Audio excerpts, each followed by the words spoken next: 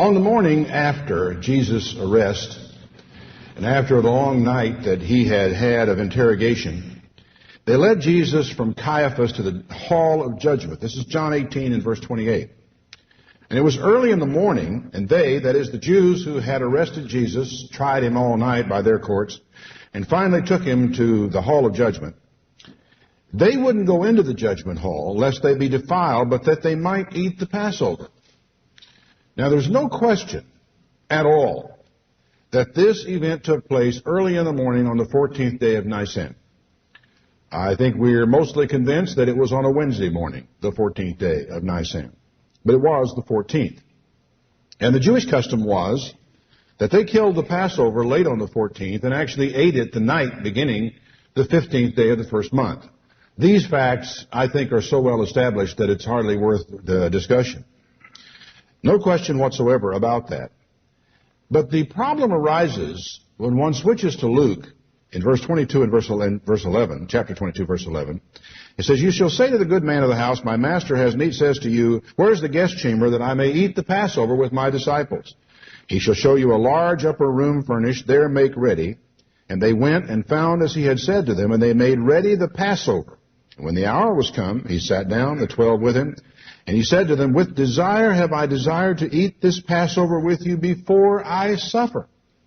So again, there is no question that Jesus and his disciples ate the Passover the night before the Jews, the Pharisees, the scribes, and so forth, and the Sadducees for that matter, observed the Passover the next night. And this is a problem that has occupied Bible commentators for years as they try to sort out the question of whether the synoptics were right or whether John was right. And I don't know why there's such a great difficulty on them believing that both the synoptics and John were correct and that the problem might lie elsewhere. The question that is often raised among people in our tradition is whether the Jews were wrong in that observance. That in actual fact, the law had said that they should have observed the Passover at the same time Jesus did, and that they had made a historical mistake in the way that they had read the Scriptures and had come to a wrong conclusion based upon the Scriptures. Now, this is a tough sell, this last one is, because the vast majority of the Jews, I think probably 98% of the Jews who observe the Passover at all in any form or shape understand the historical account to mean that the Passover was killed late on the 14th. They observe the Passover on the night that begins the 15th. They eat their Seder and do their Passover observance and celebration in that night. And, of course, these are the people who speak Hebrew. These are the people that this is their native language. This is their religion. They have observed it. You know, this is probably the oldest continuing religious observance known to man, is the Passover observance, which they have observed. And as far as we know, they have never observed it at any other time. I think there are some small splinters off of Judaism that have a different calendar or that follow a different procedure, but they are really negligible in numbers. The dominant tradition is that the Jews, at the end of the 14th, killed the Passover. And, of course, if they are not killing a Passover anyway, they also eat the Passover after sunset, actually on the 15th day of the first month. Now, there's a very strong tradition among our people that the original Passover was different from that which the Jews observed. The belief is that when the sun went down beginning the 14th, that at that moment in time, all the Israelites killed the Passover lamb. And they ate the Passover lamb in the night of the 14th. The death angel passed over at midnight on the 14th. They did not go out of the doors of their house until daylight the next day, the morning. They spent the entire following day spoiling the Egyptians and did not actually leave Egypt until after sunset, beginning the 15th, so that they actually were walking their way out of Egypt in the dark. This is a very strong tradition. I think there are probably more people in our tradition who believe that than who would agree with the others who believe that the Jews are right in the time that they observe the Passover. I think the strongest reason why they believe that probably is the fact that Jesus and his disciples kept the Passover a day earlier than the Pharisees did in Jesus' day. Well, this is a good time of year, actually, to review the historical account of the Passover, to go back and read and see if we can gather anything from the historical account that might help us to understand the events that took place at that time and what we might conclude. I want to go a step further to say that among all those people who believe that, and I mean believe either one of the two theories that I've told you, we all observe the Passover at the same time. We observe the Passover at the beginning of the 14th day of the first month. There are those who keep what they call the night we much observed on the beginning of the 15th, at the time when some of us believe the original Passover was observed. Others believe, no, that was a separate festival. The night we much observed it was not the Old Testament Passover. And so we've got all these terminological problems. And what's really amusing about that is that we all do precisely the same thing at the same time, and yet we can find reasons to argue with one another about this idea. I've sometimes thought there is a kind of an unofficial Church of God out there, which I might call the HS Church of God. I don't mean Holy Spirit Church of God. I mean the hair-splitting Church of God. Because we managed to find ways of splitting hairs and that I wouldn't necessarily have thought. In other words, the Jews had nothing on us in their ability to find distinctions in the Bible and in the law. Would you turn back to Exodus 11 and let's study just a little bit together about the original Passover, about what was actually going on here, and see if there's anything new that might present itself to us. In Exodus 11 and verse 1, the Lord said to Moses, I'm going to bring one plague more upon Pharaoh and upon Egypt. Afterward, he will let you go out of here. In fact, when he lets you go, he will surely throw you out of here altogether. In other words, when they get ready to get rid of you, they're not going to merely open the doors.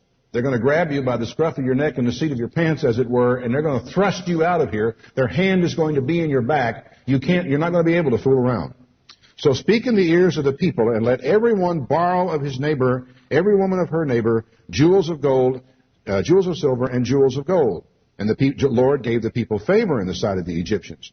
Moreover, the man Moses was very great in the land of Egypt, in the sight of Pharaoh's servants and of all the people. So consequently, there was, because of Moses, a very strong favorability among the Egyptians. Maybe among some of them, even a sense of the unfairness of the slavery of the Israelites over this long period of time. Whatever the reason, they were able to get a lot of silver and gold out of the Egyptians before they left the country. It was a kind of wages, as it were, for the time in which they had actually served there. And what's interesting of this is, by the way, the word borrow is not the correct translation here. The word asked would be closer, because they weren't borrowing with the sense that they were going to pay them back. This was a matter of receiving payment for the time in which they had served the Egyptians. Now, what's interesting as you read this is that one could logically presume not that they were plundering the Egyptians on the morning after the Passover, but that they began collecting this at the time Moses made this statement, which is at least probably a week to 2 weeks before the Passover took place, when they were told to borrow jewels of gold and silver and so forth, or ask them, of the Egyptians.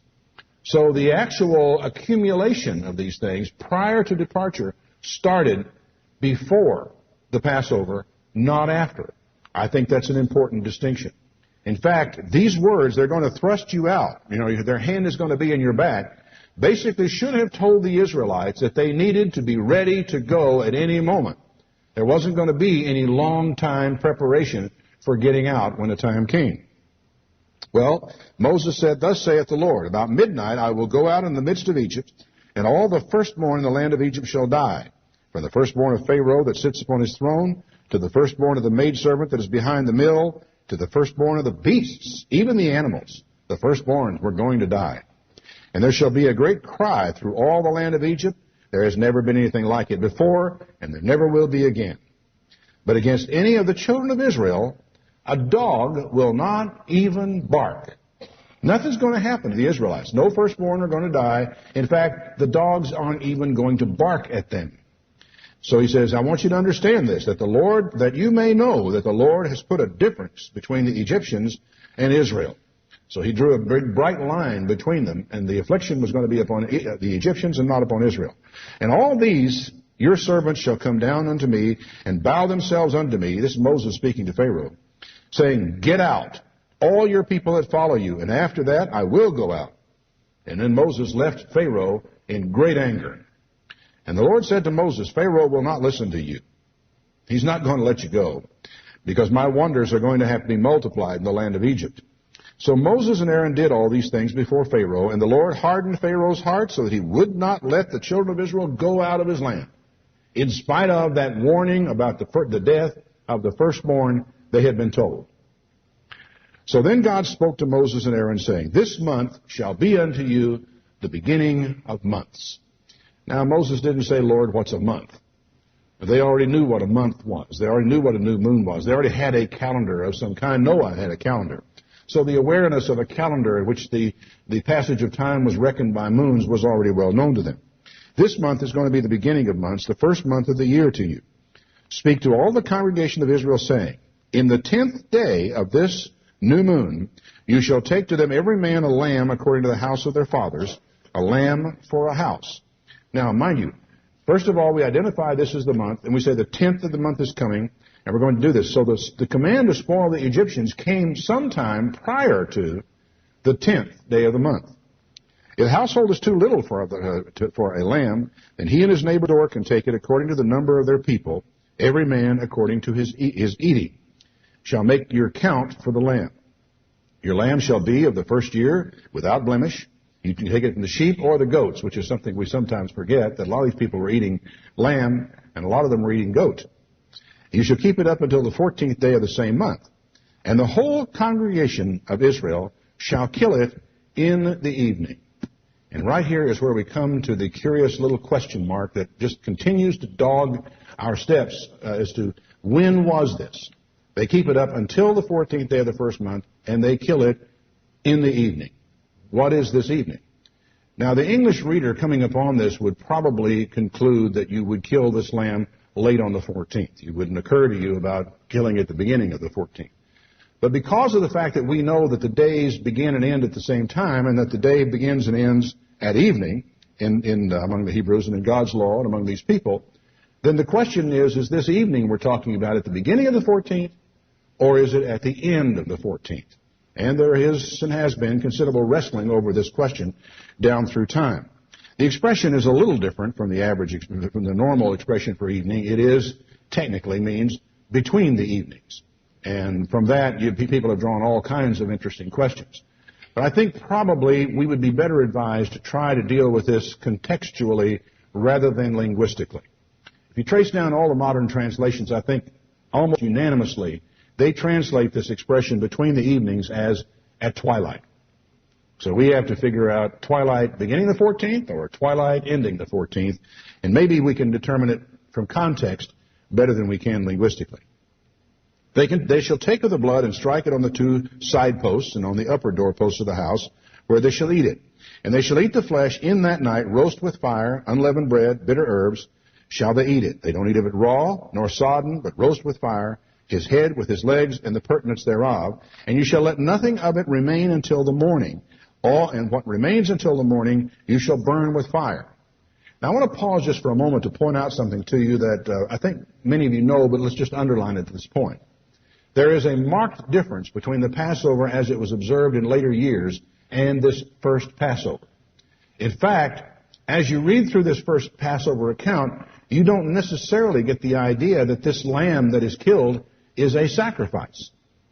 You select the lamb on the 10th, you keep it up to the 14th day of the month, and you kill it and you roast it with fire. Presumably that's the kind of thing that goes on all the time as people kill an animal and clean it and roast it and so forth and eat it. It's not a sacrifice, it's just you got to kill it to eat it, as it were. So there's no mention made of that. The only real hint of what's going on here is the fact that you take some of the blood of this animal and you strike the blood on the doorposts and the lintel of your house. This is the one use of the blood that gets involved in this particular sacrifice, nothing else.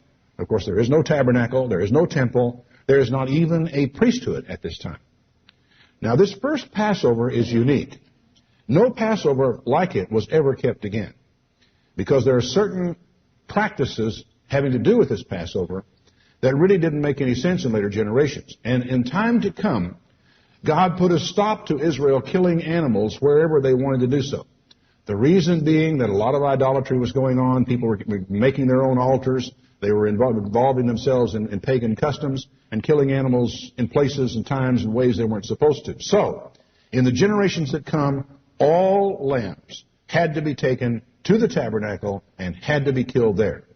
So whereas on this night, when a certain time of day come, the head of the families here and wherever they were, all of them killed their own lamb. All of them went through the process of skinning it, preparing it, and this is all going on at the same time everywhere. Well, by the time they had actually entered the land and settled down, the tabernacle was in place. Everybody had to go to that one place.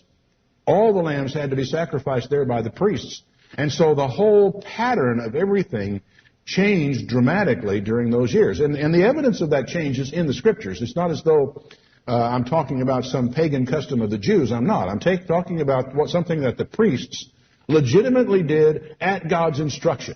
And that is to stop all this individual sacrificing going on all over the place and bring those lambs into the temple to be killed there. This became a part of the law of God once the tabernacle was established.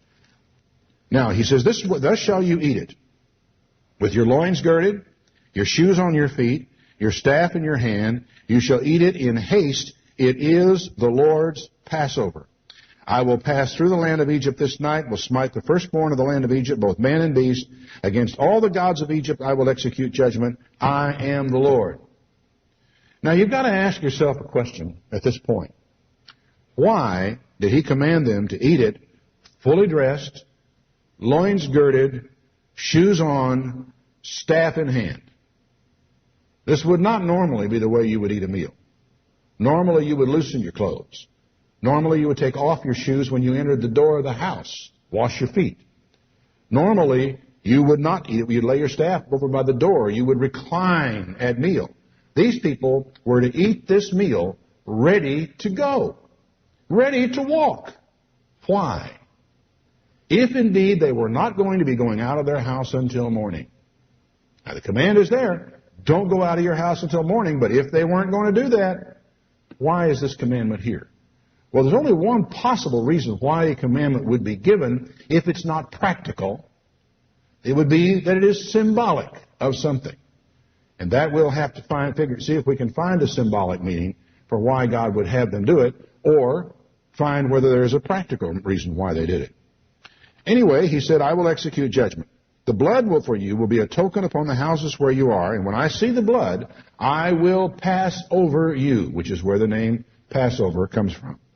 And the plague will not be upon you to destroy you when I smite the land of Egypt. This day shall be a memorial to you. That is, you will do it every year as a memorial to remember what has happened here. You shall keep it a feast of the Lord throughout your generations. You shall keep it a feast by an ordinance forever. 7 days you shall eat unleavened bread. Even the first day you put leaven out of your houses. And whoever eats leaven from the first day to the seventh day, that soul shall be cut off from Israel. You'll have a holy convocation the first day. It's a Sabbath day. You don't work. You get together, you go to church. In the seventh day there shall be a holy convocation. No manner of work shall be done in them, save what every man must eat. And that only may be done. And you shall observe the feast of unleavened bread, for in this self-same day, what day? The first day of the month, the first day of the days of unleavened bread, have I brought your armies out of Egypt. Therefore you shall observe this day in your generations by an ordinance forever. And here he begins to explain a little further. In the first month, on the 14th day of the month, at even. Now here we're going to come to this question mark again. Is it the evening beginning the day, or is it the evening ending the day? I think there's an answer to this, but we'll have to keep working our way through this to see if we can discern what's going on here. Because, as I said, the day begins and ends, as it were, at even. And traditionally, we say at sunset. I'm going to stop just for a moment here to explain something which I'm not sure everybody understands. We have a tendency we have an illusion of accuracy relative to some of this stuff. But if you've been keeping the Sabbath for a long time, you know that sunset is not a terribly precise time. That it's a little bit vague. Now, you can go to the newspaper and get an astronomical time of sunset.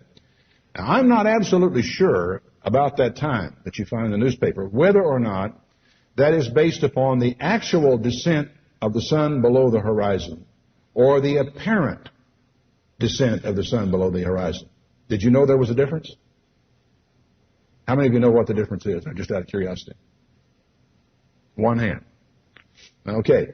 The difference is this, that by radar, or, if you could actually draw the real thing, the sun will drop below the horizon and you will still be able to see it. You know why? Refraction. The light follows the atmosphere around and you apparently see the sun when the sun is actually below the horizon. Now, which point in time begins the Sabbath day? How would you decide? How would you know which one it should be? And of course, then here's the next problem. If the land to the west of you is higher than the land to the east of you, the sun will go below the horizon before the time that is shown in the newspaper. Because the time in the newspaper is a kind of a mean time in which the sun actually physically, geometrically goes below the horizon. It is not the time necessarily of sunset. Now, so consequently, how do you go about solving this sunset problem? Well, what you should know about the Bible is that the Bible does not even speak of sunset at all. I know there are places in the Bible where it speaks of at even, at the going down of the sun. Chances are your Bible has the word down in italics, which means it's not there. What the Bible actually says is at even, at the going of the sun. And the idea of the sun actually disappearing below the horizon, the last little lip of it, the green flash, some people say you see if you're at sea, when that takes place, is that the moment actually of biblical sunset? It's an interesting question. And theoretically, that's that bright line that separates one day from the next day. But is that line as bright as one might think? And where does this evening that we're talking about here actually fall in that combination of events? On the first month, the 14th day of the month, at even, you shall eat unleavened bread until the 21st day of the month, at even. Now, there's some confusion that's in a few quarters around the church. There are some people who read that, and because of their presumption that the Passover is at the beginning of the 14th, and that's at even, that because this says you eat unleavened bread from the 14th day of the month at even, that means that the 14th is the first day of unleavened bread, not the 15th. And I don't know of anybody offhand who reads Hebrew who believes that. I think mostly this is a non-specialist who are trying in all sincerity to do God's will. But they are splitting hairs that really aren't there to be split and that we don't really have to concern ourselves with. We'll read on again, and I rather than trying to fight this battle out on the level of Hebrew, which nobody here, does anybody here read Hebrew? No, we're unanimous. Okay, we don't read Hebrew. So rather than fight it out on that level, maybe we'd be better off fighting it out in the sense of the contextual meaning of what actually takes place here. Okay? He says that you shall keep it from the 14th day of the month at even until the 21st day of the month at even. 7 days there shall no leaven be found in your houses. For whoever eats that which is leavened, that soul shall be cut off from the congregation of Israel, whether he be a stranger or one born in the land. Cut off from the congregation of Israel basically means isolated from the community. I don't think it means dead in this particular situation. You shall take a bunch of hyssop, dip it in the blood that's in the basin, strike the lintel and the two side posts with the blood that is in the basin, and none of you shall go out of the door of his house until morning. Now take a special note of that. But ask yourself, what do they mean by morning? What do you mean by morning? Let me ask you this. If it's 4 o'clock in the morning and it's pitch dark outside, do you consider that morning or do you consider it night? Or do you consider it both? In a way, you consider it both, don't you? But by and large, you notice I said 4 o'clock in the morning? For us, everything after midnight is morning. And certainly, I think you'll find biblical references as well that will suggest to you that it can be morning while it's still dark. So the idea of not going out until morning may not require the Israelites to stay in their houses until daylight. It's an important distinction, I think, in this particular little argument that we're having to wrestle our way through. If I can find my place on the page again. All right. Well, that's why I couldn't find my place on the page. I turned the page. For the Lord will pass through to smite the Egyptians. And when he sees the blood upon the lintel and the two side posts, the Lord will pass over the door and will not suffer the destroyer to come into your houses to smite you. You shall observe this thing for an ordinance to you and your sons forever. It shall come to pass that when you are come into the land that the Lord will give you, as he has promised, that you shall keep this service. And it will come to pass that when your children shall say, what does this mean? Then you shall say, it is the sacrifice. Now we're going to call it a sacrifice of the Lord's Passover, who passed over the houses of the children of Israel in Egypt when he smote the Egyptians and delivered our houses. And the people bowed the head and worshipped. And the children of Israel went away and did what God had commanded Moses, so did they. Now we drop out of the commandment phase of this and we pop into the historical phase. What actually did happen? It came to pass at midnight that the Lord smote the firstborn in the land of Egypt, from the firstborn of Pharaoh that sat on his throne, to the firstborn of the captive that was in the dungeon, the firstborn of cattle. You know, we read over that sometimes, I think, without realizing the terrible human tragedy that took place at this time. Not only, you know, from babies dying in their cribs to firstborn sons who were tall, strapping boys of 28, 29 to older men who were probably, 60 and 70, but who happened to be the firstborn, who were dropping dead wherever they happened to be in whatever gathering that they were in. To children who died with the parents wailing in the middle of the night, to dogs dying, the firstborn of a litter dying, and the firstborn of cattle dying wherever they stood. It's a tragic thing. And Pharaoh rose up in the night, he and all his servants and all the Egyptians, and there was a great cry in Egypt, for there was not a house where there was not at least one who was dead. The enormity of the tragedy is just absolutely staggering. And he called for Moses and Aaron by night. How long is this after midnight? You figure it. The Pharaoh has found his own firstborn is dead about 5 minutes after 12 or 12:30. A cry is rising up all over Israel, all over Egypt between 12 o'clock and 1 o'clock. How long did it take Pharaoh to send for Moses and Aaron? 30 minutes? 15 minutes? How long before he called somebody and says, get that man over here? It's still night. He called him and he said, get out from among my people, you and the children of Israel. Go, serve the Lord as you have said. Take your flocks, take your herds as you have said. Be gone and bless me. And the Egyptians were urgent upon the people that they might send them out of the land in haste, for they said, we are like dead men. Now, can you visualize this? Does this make sense to you that everybody went to bed, finished sleeping until the sun came up and the rooster crowed? The Israelites got up and stretched and yawned and walked outside, and the Egyptians came over and said, it's time for you people to be getting on out of here now. There was nobody asleep in the land of Egypt. God told the Israelites to eat that Passover lamb, and they were eating it late in the evening, with their loins girded, their staff in their hand, ready to walk, because when the death angel came through and the cry went up, it was going to be a matter of minutes before somebody was there pounding on their door and saying, get out. If you people don't get out of here, we are all dead men. And Israel was moving before daylight. You can count on it. The Egyptians were not going to allow them to take off their clothes, go to bed, get a good night of sleep, saw gourds all night long, snore deeply, and wake up in the morning all refreshed and go wandering out of Egypt. Hardly. This thing all took place in the space of 12 hours of dark. And Israel was free, and Israel was on the road. Contextually, nothing else makes sense. When you read the history of the event, you don't find room in here for all kinds of an all day long, leisurely getting things done and borrowing things from the Egyptians, because we started that days before. It goes on to say, the people took their dough before it was leavened, their dough being bound up in their clothes on their shoulder. The margin on that kneading trough says dough. What it's saying to you is they prepared this meal and they bound up their food in their backpacks.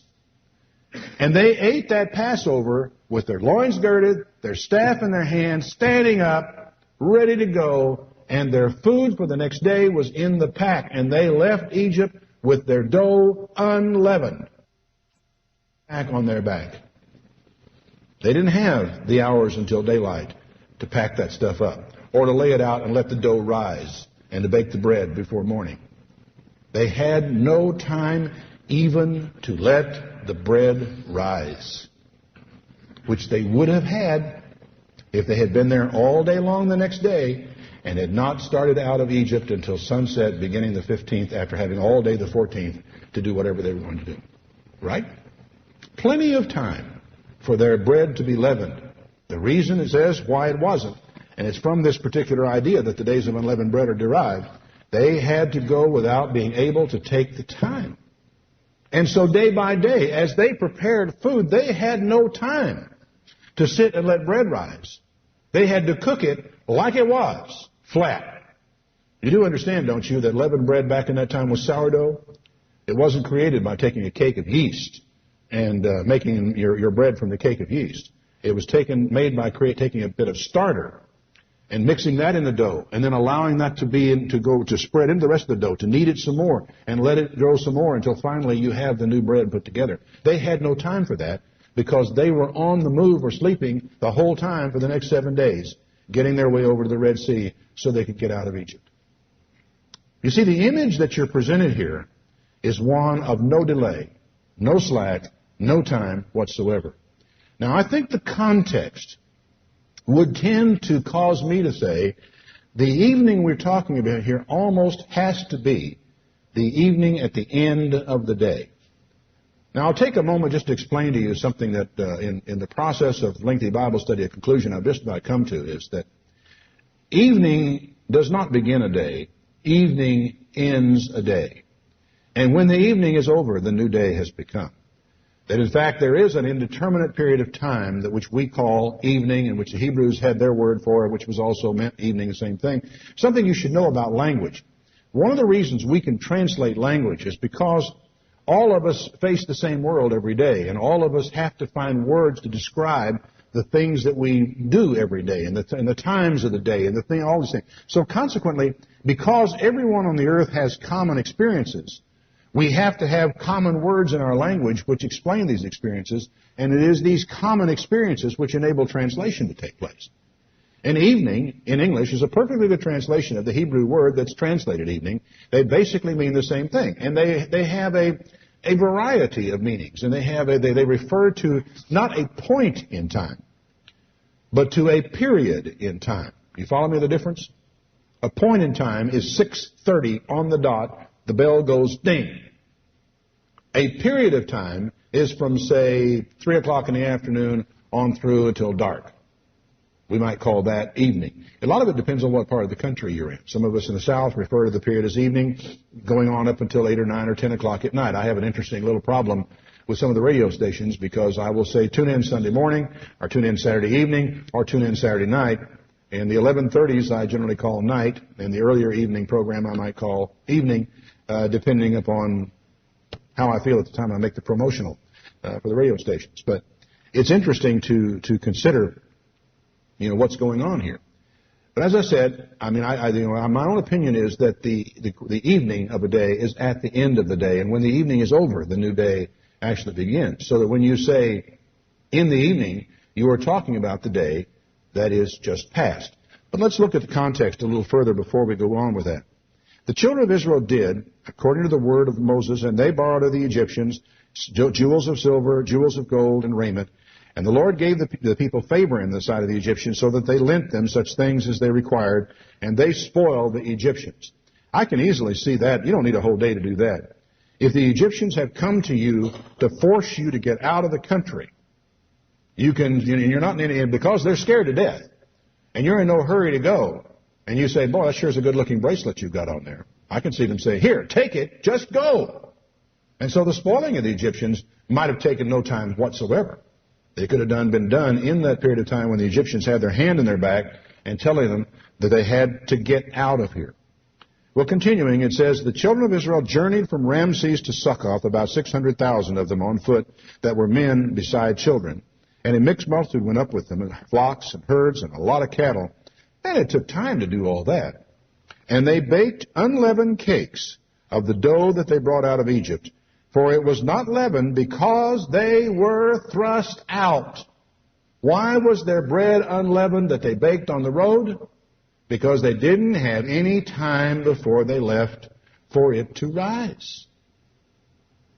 Now, I don't know how in the world that could be true if they had all day the next day before they actually made a move to leave Ramses. Anyway, it said they were thrust out, they could not tarry, and they had not prepared for themselves any food. Now the sojourning of the children of Israel, which dwelt in Egypt, was 430 years, and it came to pass at the end of 430 years, even the selfsame day, it came to pass that all the hosts of the Lord went out of the land of Egypt. It is a night to be much observed unto the Lord for bringing them out of the land of Egypt. This is that night of the Lord to be observed of the children of Israel in all their generations. What night? Well, it seems that it's the night of the death angel. It seems that it's the night that Israel thrust them out. It seems it's the night that they were liberated from Egypt, that is that night to be much observed of the children of Israel in all their generations. It's a strange name for a feast, isn't it? The night to be much observed. If I were going to put a name on this feast, I would call it the night of the Lord, because that's what it's called here. But the Jews consider that this is the Passover night, the night the death angel went over, the night they ate the Passover. That's the night of the Lord to be much observed throughout their generations. Now, there are some more commandments that are given to them as it goes along, but there are a few things that I want to kind of loose ends that I want to tie up just a little bit as we go along, and before I go on, just to underline what we're talking about. If you'll page over to Leviticus 23. Leviticus 23 and verse 5.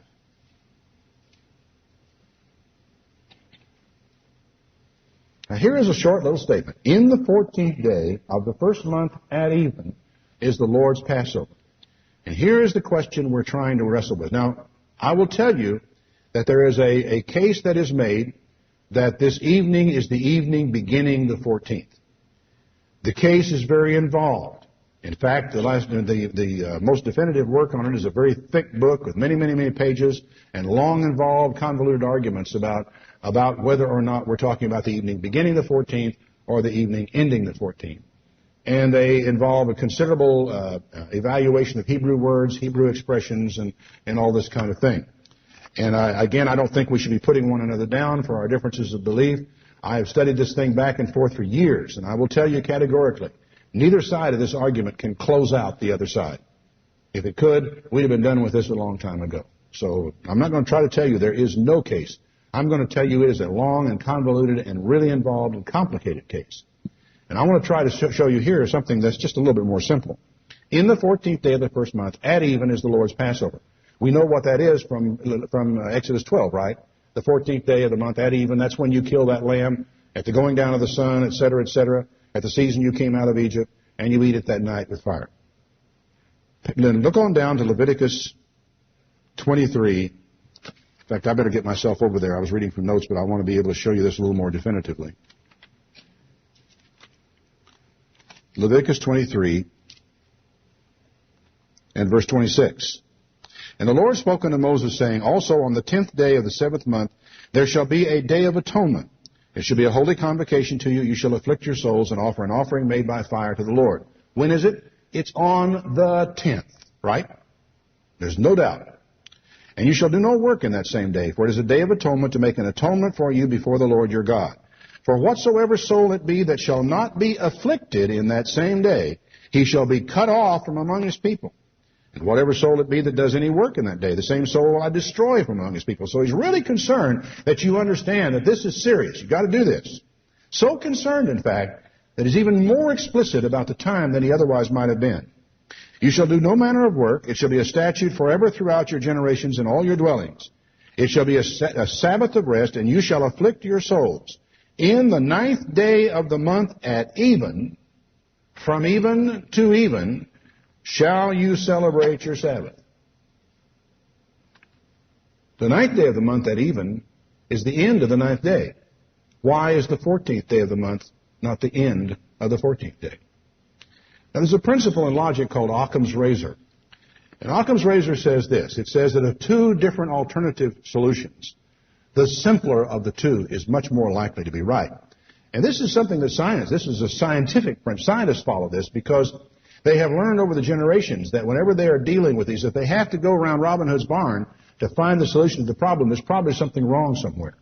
That the simple solution is by far more likely to be right. The simple statement in this particular situation is that, really very simple, that evening ends the day. The 14th day of the month at even is a comparable statement to the 9th day of the month at even, and in both cases, those end the day in question. In the case of the 9th day of the month at even, that's the beginning of the 10th day also. And it's the 10th day, not the 9th day, which is the Day of Atonement. And no one makes any mistakes about this, because nobody wants to keep 2 days of the Day of Atonement. Let's keep 2 Pentecosts. Let's keep 2 days of the first day of the Feast of Tabernacles. That's all fine with me. But you know why we don't want to keep 2 days on the Day of Atonement? All of you know that, because we're fasting. We're not eating, and we're not going to start that fast at the beginning of the 9th. Nobody ever gets that particular little item confused. The second point involved this that I think is important is, and we've already read this one, Pharaoh called for Moses and Aaron by night. And he said, rise up and get you forth from among my people, both you and the children of Israel, and go and serve the Lord as you have said. By night, he called them. Then, if you'll flip over to Numbers 33. Numbers 33.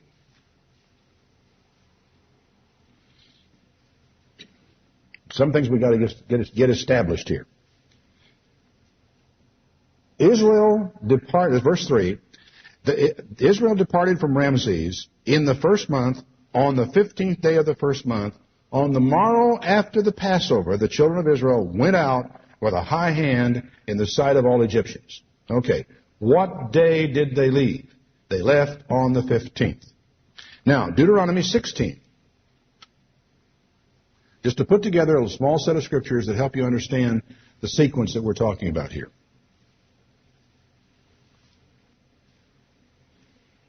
Deuteronomy 16, verse 1. Observe the month of Abib, it's also the month of Nisan, and keep the Passover to the Lord your God. For in the month of Abib, the Lord your God brought you forth out of Egypt by night. Now, it's this little passage of Scripture right here, this verse, which is the reason why Herbert Armstrong, and those who still hold to his theory on this, believe that Israel, kept the Passover at the beginning of the 14th. They stayed in their homes until morning. They spoiled the Egyptians all day, because they left Egypt on the 15th, and they left Egypt by night, and they couldn't go out of their houses until the morning. So this complex little set of things here involves finding solutions to the Hebrew expression in the evening, between the evenings, by night, and so on and so forth. And it all really boils out of a failure to understand that in the vagaries of language, there is an elasticity in languages, that it can be night and morning at the same time. Because you feel if you're called into the phone at 2 o'clock in the morning, somebody has called you in the middle of the night. And it is also 2 o'clock in the morning. Israel didn't go out of the houses until morning, but they were delivered from Egypt by night. In fact, when Pharaoh called for Moses and Aaron by night and said, get out, that is the moment in time when Israel was freed from Egypt. The truth is, they did not leave Egypt on the 15th. They didn't run out of Egypt by the 16th. There were 600,000 of these people who had to walk some considerable distance before they could be out of Egypt. In fact, they weren't out of Egypt until they were on the other side of the Red Sea. So what does it mean they left Egypt by night? That is the moment in time, on the 15th, when the Egyptians put their hand in their back and said, you've got to go. Otherwise, none of this stuff really, the context, the story, the description, doesn't really make a whole lot of sense. That the death angel goes over at midnight, the Egyptians come to them, or Pharaoh sends for them at 1 o'clock in the morning and says, you people have got to get out of here, and you've got to get out of here now. And they said, oh no, we're sorry, we can't go out until morning. Right. None of them were going to leave their house until morning. Right. And they were going to dilly-dally around all day the next day, and they weren't going to actually leave until the following night. You see, we can argue all we want to about the technicalities of the language and the meaning of phrases and all that, but you are doing, when you do that, you're breaking one of Paul's fundamental principles. You're engaging in a strife of words to no profit. And when you look at the context of the thing that we read here, there's hardly any question at all what took place. Now that brings us back to the New Testament question. Were the Jews right in the time that they kept the Passover? Well, yeah, it really kind of appears that the ones that would not go into Pilate's court because they didn't want to be defiled so they could eat the Passover later that evening had their calendar right. They were actually keeping the Passover at the right time. Well, then what were Jesus and his disciples doing the night before? Jesus was instituting something with his disciples which I think beyond dispute was new. And Jesus himself, as Lord of the Sabbath and Lord of the Passover, could do what he jolly well pleased about that Passover and about that time. There's not much question, really, that Jesus and his disciples kept an exceptional Passover because Jesus was going to be killed on the next day. Now, there is a discussion that goes on among some people about whether or not, then, the example of Jesus or the law is to prevail in the practice of the Christian church. If you'll turn to, I won't turn to it myself, I'll just refer you to 1 Corinthians, the 11th chapter, where the Apostle Paul, in taking the Corinthians to task for the way they were observing the service that we're going to be observing next week in the Passover service, it is interesting, he never refers to it in an entire passage as the Passover. He says, in coming together to eat, you cannot eat the Lord's Supper because every one of you is eating his own supper. And you're making gluttons out of yourself before you do that. And then he says, I delivered to you what Jesus delivered to me. How that in the night in which he was betrayed, Jesus took bread and broke it and gave it to his disciples. Paul delivered to the Corinthians exactly the same thing, the same instructions that Jesus gave to him. And the instructions included the time of the observance of the symbols of Christ's broken body and shed blood for the church. When was it? It was in the night in which he was betrayed.